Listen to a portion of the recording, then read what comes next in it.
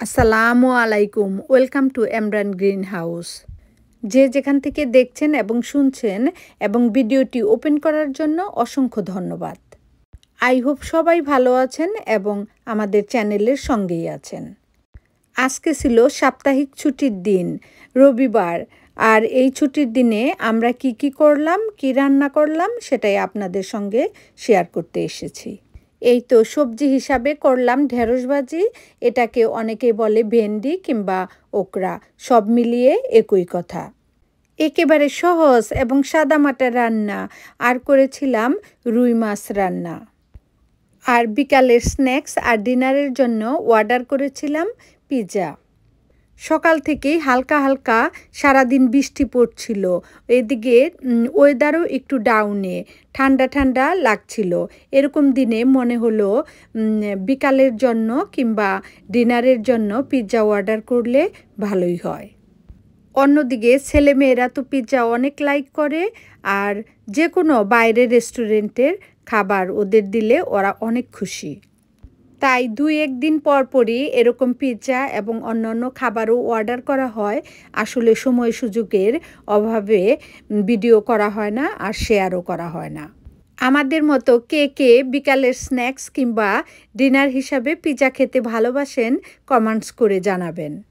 ছেলে মেয়েদেরকে দেওয়ার পর এখন আমরা হাজব্যান্ড ওয়াইফ দুজনে বসে খাচ্ছি। আমরা দুজনে বসে পিৎজা খাচ্ছিলাম এবং গল্পও করছিলাম। আসলে সাপ্তাহিক বন্ধের দিন খুবই ভালো লাগে যে ঘরে সবাই একসঙ্গে খাওয়া হয় এবং গল্পও করা হয়। আসলে সপ্তাহের সব দিনগুলোতেই ব্রেকফাস্ট এবং ডিনার আমরা হাজব্যান্ড ওয়াইফ সবসময় একসঙ্গেই খাই। ছেলেমেয়েরা যেহেতু একটু বিজি থাকে মর্নিংয়ে, ওদের ব্রেকফাস্ট আমাদের সঙ্গে করা হয় না, কিন্তু ডিনারটা একসঙ্গেই খাওয়া হয়। যেহেতু আমরা husband wife same job, same টাইমেই মর্নিংয়ে বের হয়ে যাই, আবার সেম টাইমে ঘরে ফিরে আসি, এই কারণেই সম্ভব হয়। এই যে দেখুন ভিউয়ার্স, আপনাদের সঙ্গে গল্প করতে করতে আমার ঢেঁড়স ভাজি করা শেষ। এই ঢেঁড়স ভাজিতে ইউজ করেছিলাম শুধু পেঁয়াজ, মরিচ আর হলুদের গুঁড়ি আর স্বাদমতো লবণ।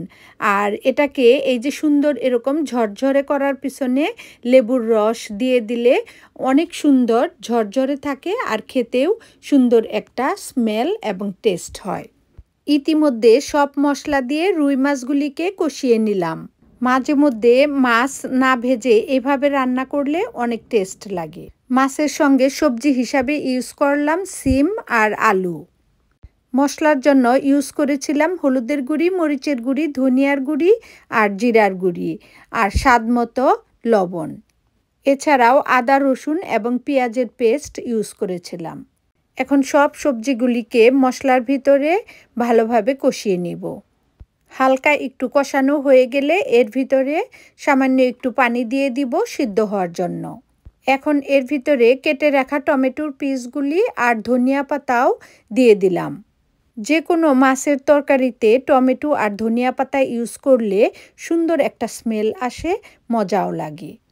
যারা সবজি দিয়ে মাছ রান্না করে খেতে পছন্দ করেন, এভাবে রান্না করে দেখুন, অনেক মজা লাগে।